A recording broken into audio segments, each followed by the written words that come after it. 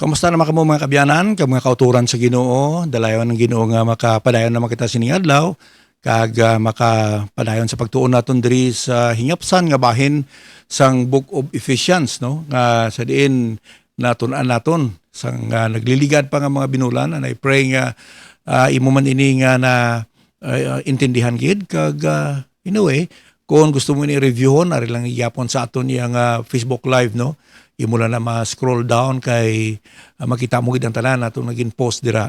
However, kung gusto nimo sang YouTube nga mga gin-upload naton dira ining Book of Ephesians, now you can message me kag kung mangayo kasi ni itigaan ko ikaw sang playlist sang aton study of the Book of Ephesians from the beginning, no, up to this point. Kay aton na-upload dira kag damo sang aton mga kasubungan nga mga alagad sa Ginoo nga nagagamit sini sa ila Sunday school or sermon, kay katahom gid no sini uli mga adlaw nga matagaan gid sang natawag naton kabakod ang mga tumuluo. Kaya mo nang purpose gid sang Ginoo nga ginluwas niya kita for the purpose nga gamiton sa iya nga buluhaton. Kag sining last days no masiling naton nga gamiton sa iya patag-awayan, no. Gin-equip niya kita sang iya pulong.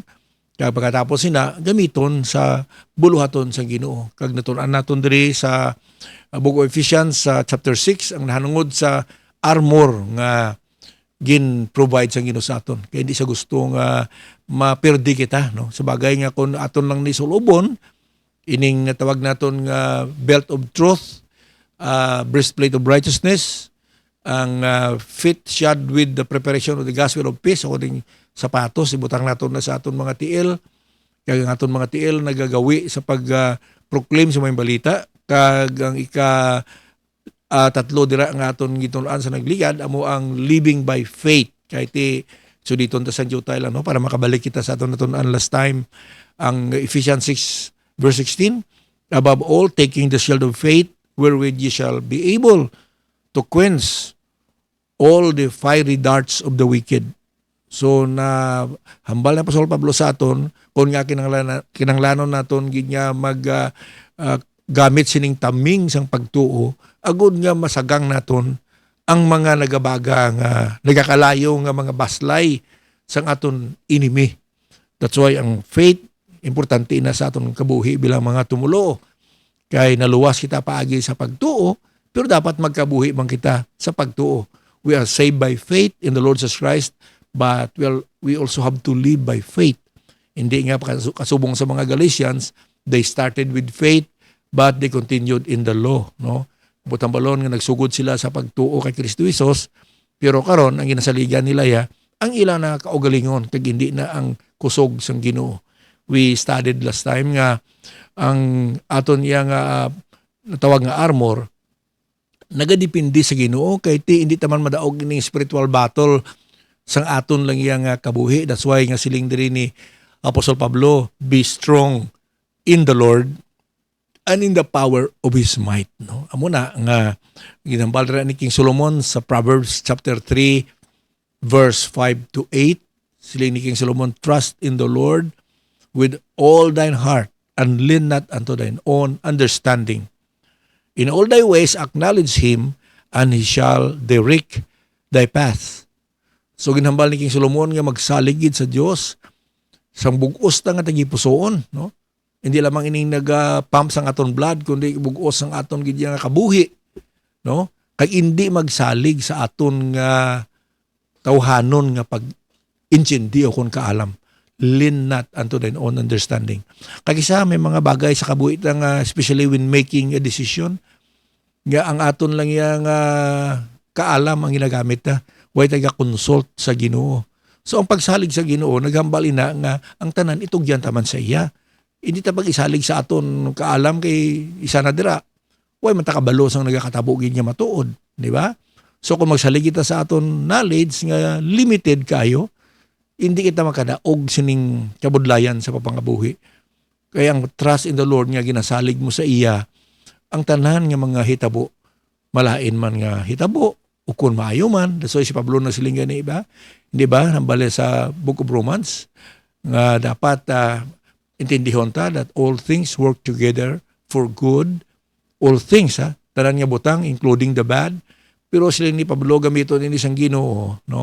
Sila niya, all things work together for good to them that love God and are fitted for His purpose. Ganin ang Romans 8:28 niya, pero minaton ginakot nga, all things work together for good man.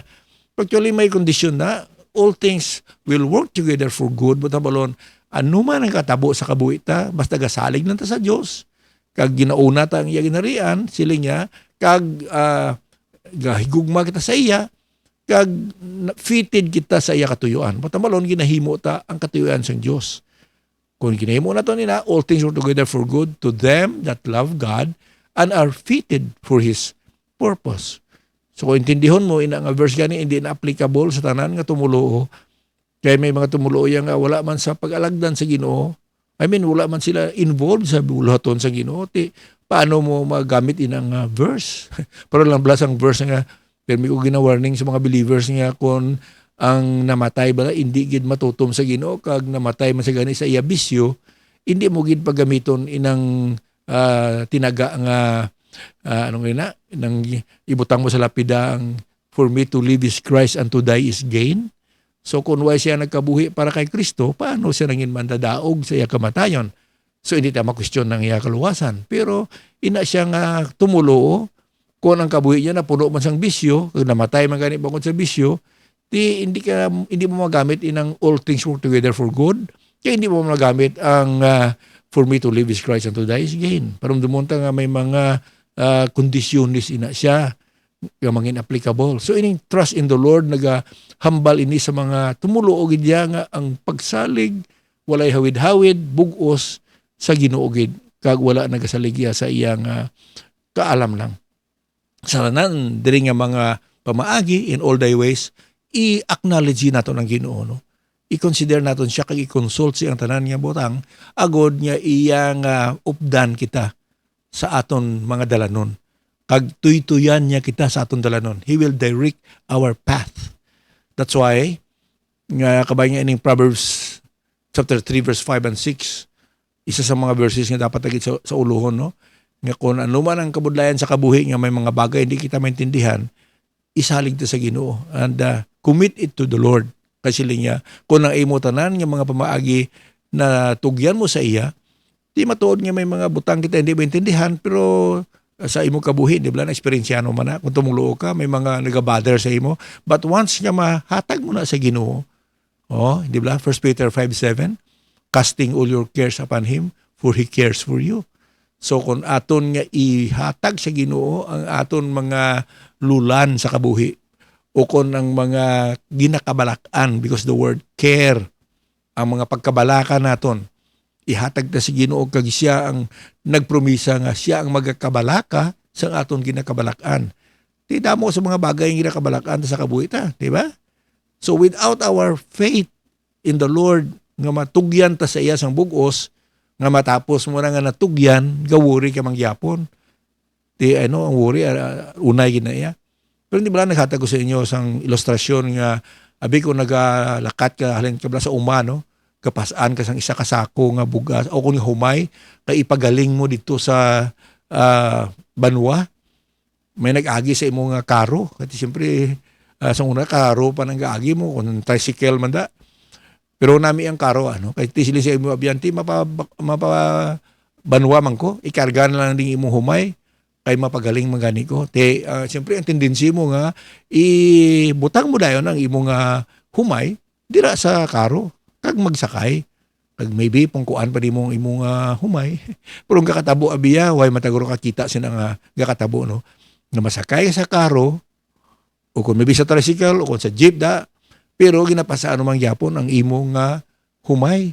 Di daw way man ay sing kakatabo in real life nga masakay ka.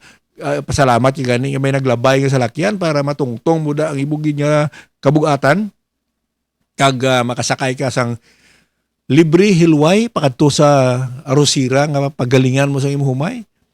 Pero kung may nakita kadaya guro yang nagasakay na gid siya sa karo kung sa tricycle ginhakwat pa niyang humay daw karadlawan na guro. Pero in real life sa aton mga lulan, di ba, natugyan ta na sa Ginoo, pero sa gyapon pasaan kita gyapon sang lulan. Tiyan mo na nga, in all thy ways, silindri ni Apostle Paul, acknowledge Him. Imugid siya nga tagaan sang pagkonsiderar, no? Nga siya ang magahakwat sang imong lulan. So, dapat gid no nga aton nga pagsalig sa Ginoo, bug-os, no? Trust in the Lord with all thine heart and lean not unto thine own understanding. In all thy ways acknowledge Him, He shall direct thy path. So magindugang diri si King Solomon, verse 7, be not wise in thine own eyes. Fear the Lord and depart from evil. It shall be health to thy navel and marrow to thy bones. So siling ni King Solomon, hindi ka mangin maalam lang niya sa imo lang niya panulok o kung sa imo lang kaugalingon. Nga magsalig ka sa imong kaugalingon, nga masarangan mo ang problema, hindi gid, no? Kay bangod kabalon man kita, in reality, yung may mga bagay nga hindi tagad mahandol sa kabuhi ta. Kung wala bang Ginoo, amo na, no? Kisa mamangkot lang kita nga kung may mga tao nga wala gid kakilala sa Dios, way nagakonsiderar sa Dios, way nagakahadlok sa Dios, kamusta ang kabuhi nila man? No kabudlay intindihon, no? Nga sa aton ganing mga tumuluo kabudlay sa pangabuhi nga may ginasaligan kita. How much more sa tao nga sa diin wala siya kakilala sa Dios, diin siya kasalig. Siyempre, nabutang lang tanan sa iya kaugalingon, no? Kagisa nagagwa pa gani nga kwestiyono niya pa ang Dios. Masilingan siya kung may Dios ang kalibutan nga amunin niya katabo sa akon, no? Ti abuta malon ina nga nagapakita lang niya nga ini nga mga katawhan niya kagkadamo na sa ila nga wala sang pagkilala sa Dios, wala sila personal relationship with God. Kaya ang Ginoo ang iya nga gusto gid matabo nga saligan siya mo. Ti kung hindi kita magsalig sa iya, ti ang Ginoo ay magapamili, ti himuon mo kung masarangan mo, which we cannot. That's why sila ni King Solomon nga grabe na gito kaalam nga hari, di ba? Mangkaranon, tanan nga gusto ya ara. Kag sa iya old age nagsulat sa Book of Proverbs, kagamon hambalya, hindi ka gid mangin maalam sa imong kaugalingon. Kaya ang kaalam ni King Solomon, naghalin matugan ni sa Dios, di ba? He asked wisdom from God. Hindi ka gid mangin maalam sa imo ya kaugalingon lang nga pagpanumdum, kundi kahadlukan mang Dios kag magpalayo ka sa mga malaot nga butang. So may mga kondisyonis gid nga himuon in order for the Lord to rescue you sa sina nga mga problema. Kay siling niya kung himuon mo na, nagasalig ka sa Ginoo, kag hindi kaya nagasalig sa imong kaugalingon kaalam, mangin ano siling niya?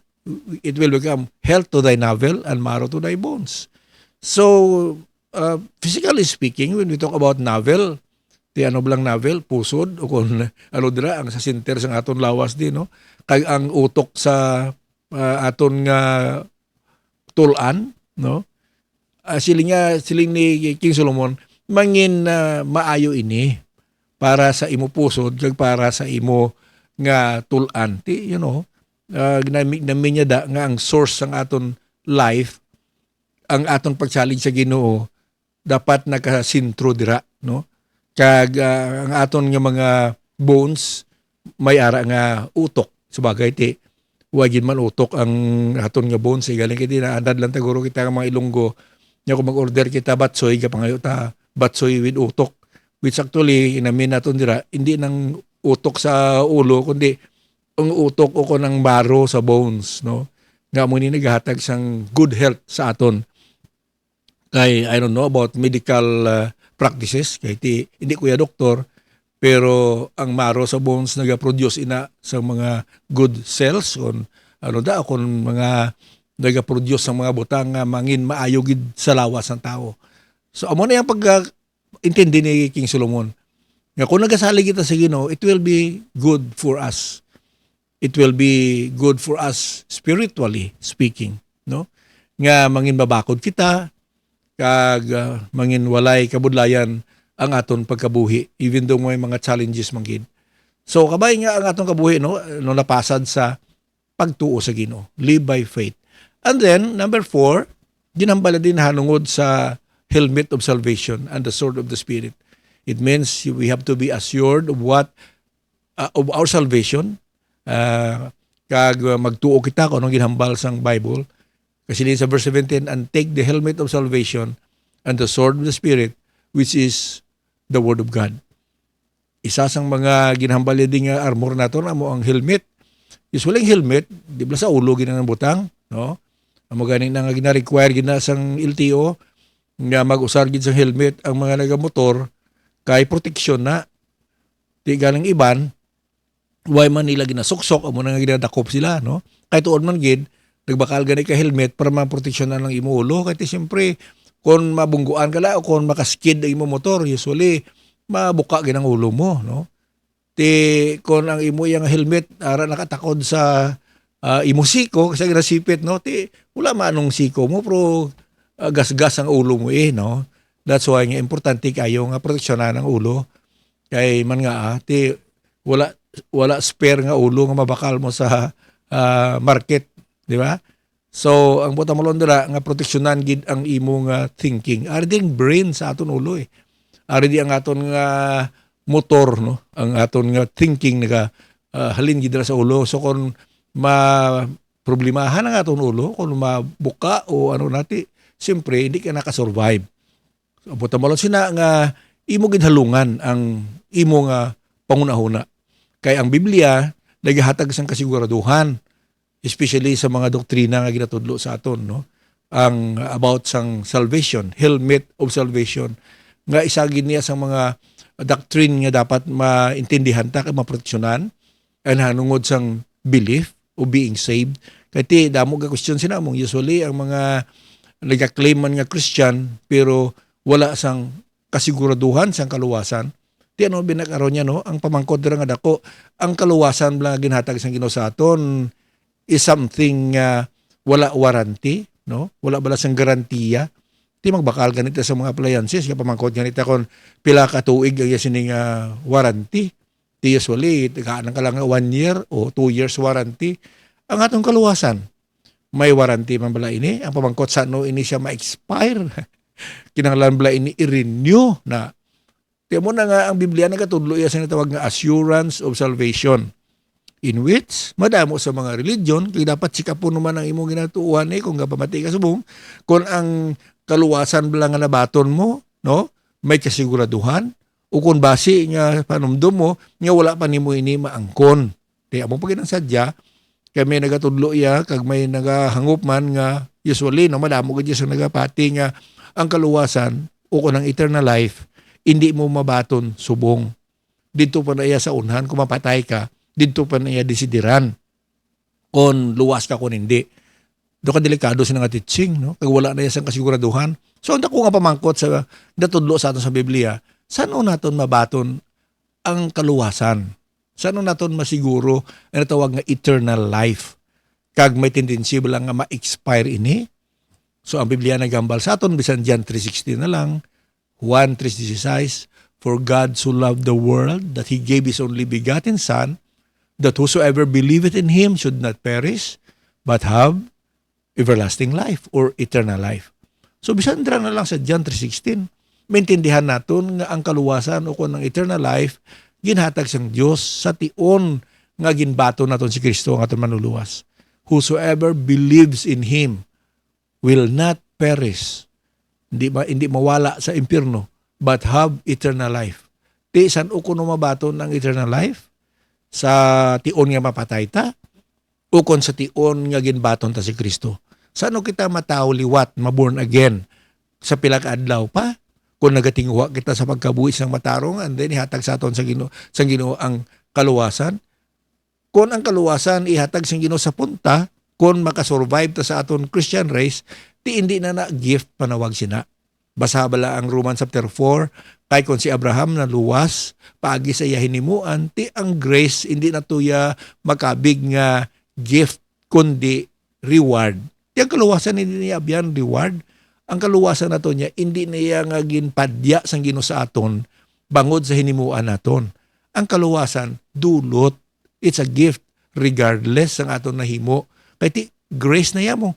Bugay na yan, we do not deserve it, but God has given to us eternal life by the time we receive Christ. 1 John chapter 5, di ba hambaldra, siling ni John, amo ining record, this is the record that God has given us eternal life, or God has given us life, and this life is in His Son. He that hath the Son hath life, and he that hath the Son of God hath not life. So ang ginambal ni John niya, 1 John chapter 5, verse 11, 12, and 13, niya ang Ginoo naghatag sa aton sang eternal life. Kag maangkon nato ni kung nabaton ta si Kristo at manuluwas. Romans 6:23, ang bayad sang sala kamatayon. Apang ang bunayag nga dulot sang Dios, ang iya gift no is eternal life through Jesus Christ our Lord. Romans 6:23, ang bayad sang aton sala kamatayon. We will perish in hell. But the gift of God is eternal life through Jesus Christ our Lord.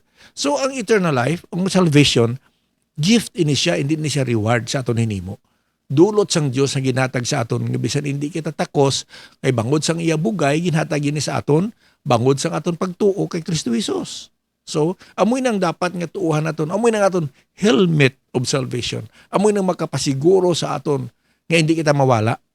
Dapat dependihan kita naton, no? Ma-assured kita sa ning kaluwasan. Isa pa, saan naton mabaton ng eternal life? Hindi ko mapatay kita, no? Ang eternal life mabaton sang pagtuon naton sa Ginoo bilang aton personal manuluwas. Because it is a gift.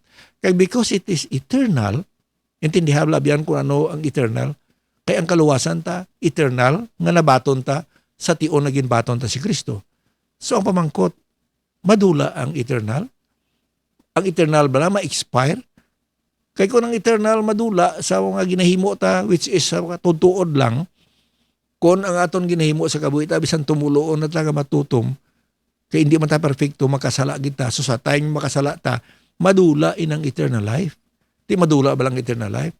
Hindi na siya mag-expire. That's why nga, hindi mangani naton ma-renew ang kaluwasan. Kaya wala renewal ang kaluwasan. Amo na ang ginhambal sang writer sang Hebrews, sa Hebrews chapter 6, nga kung madula gid man ang kaluwasan mo, hindi mo na ma-renew. Kaya wala renewal. Ang lisensya lang niya sa pag-driver, driver's license, ma-renew mo na for 10 years. Pero ang kaluwasan, wala renewal. Once madula na siya, hindi yan muna na makwaliwat. That's why, kinanglan, nga ang kaluwasan, hindi madula, kag ginpiho ina ni Lord Jesus Christ, nga sang namatay siya sa cross, ang ginhatag niya sa aton, eternal life. Amoy na makaprotect sa aton kay bangod si Satanas.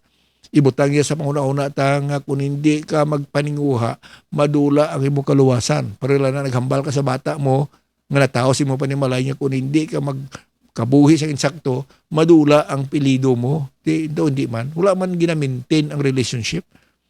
We do not maintain our relationship with God. Ang ihatag sa aton niya sa judgment, reward, kung manangin matutom kita sa mga buluhaton ginapahimo sang Ginoo. That's why pwede tayo ma-forfeit ang reward. Pwede nga madula sa aton ining mga crowns. Pwede hindi kita magabaton kung hindi kita matutom. Pero eternal life lang. Hindi na iya madula. No? So amo na aton protection. So natawag naton mga false teachings nga nagatudlo nga ang kaluwasan madula. O ginakadlawan lang nila na ang one save always save, kag ang once a child always a child.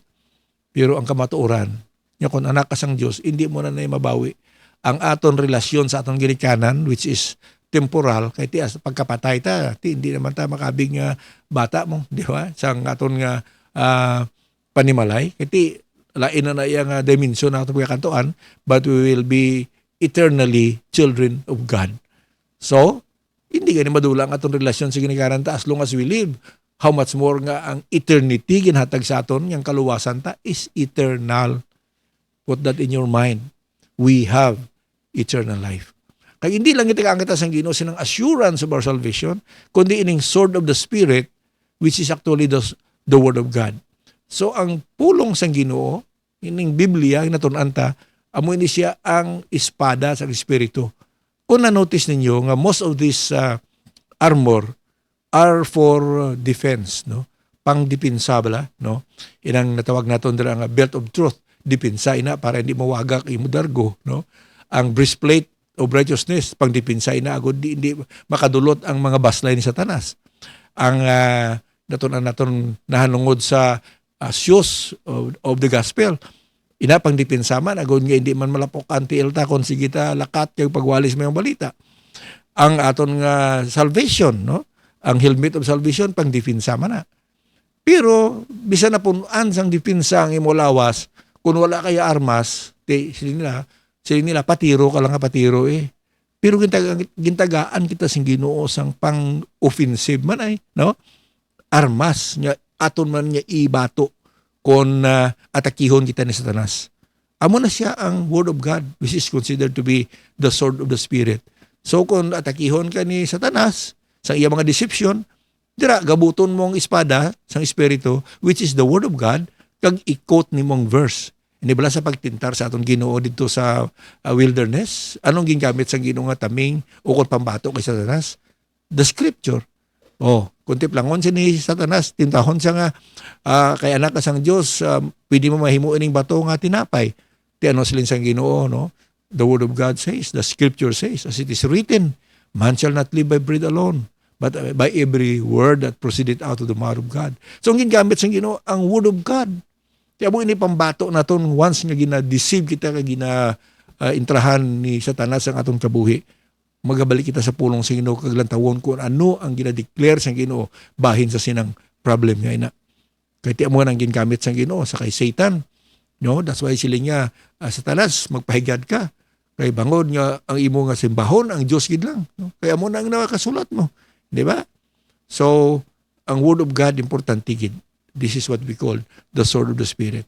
Satan will try to deceive us that we are not truly saved and put doubts in our minds about the promises of God found in the Bible. We should use the Word of God to fight the lies that Satan and his cohorts. The weapon against deception is truth. Na, amo na ang paramdamon nato, no?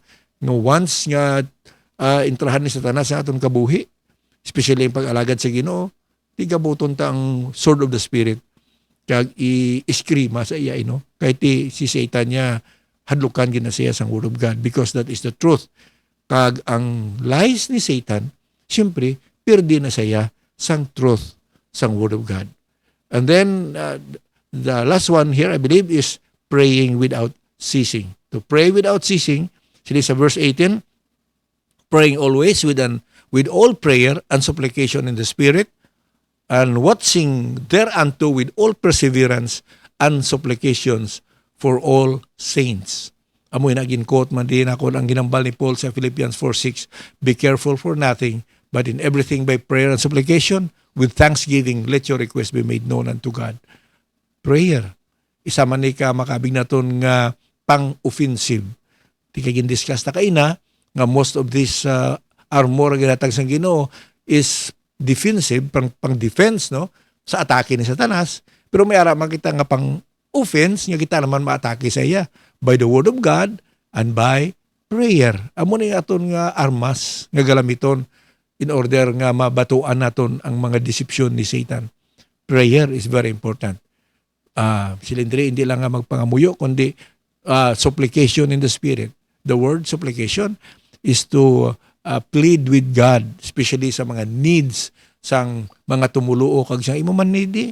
Amo man ang ginhambal ni Paul, be careful for nothing, but in everything by prayer and supplication. Don't worry about anything. Instead, tell God about what you need. And don't forget to thank Him. Kaya sila niya diri ang mga tumulo dapat gid nga magpadayon sa papangamuyo with all perseverance and supplication for all saints. Kapag pangamuyo man sa iban nga mga tumulo. That's why hambal sa punong sa Ginoo, we should pray for one another. Kay bangod importante na, no? So amo ning mga natawag naton mga taming ginhambal sa aton sang Ginoo diri sa iyang pulong, no? Kag balikon naman naton ang iban nga pagatunan naton sa madason naman nga adlaw while we have the time to continue with this. I am praying nga kabay nga tagaan mo ini sang atensyon ilabi ni sa imo nga anak sang Dios, no? Kay ginhimo naton ini nga program basically for those who have believed in Christ for the purpose nga kabay mangin mabakod kita sining uling mangin adlaw sa madamo nga mga atake ni Satanas kag sa mga discourage sa aton, no? Let us be strong. Sila ni Pablo diri, be strong in the might of the Lord. Kag amoy na ang aton nga pagahimuon agud maka-survive kita sining last days sa madamo nga mga pag-upang ni Satanas. Let's pray for one another. Pray for those who preach the gospel. Pray for us. Amo man ang request ni Apostol Pablo nga pangamuyuan man gid siya, no? Pangamuyuan man ko ka ang mga naga-broadcast nga ang pulong sang Ginoo mapahayag namon nga may natawag pagkatutom agod nga mahimo naton ang buluhaton sang Ginoo. Kabay ang Ginoo pakamayos nyo tanan sa gyapon niya ubyan Pastor Pilitabag sa paalam. Tubtub siliwat. God bless.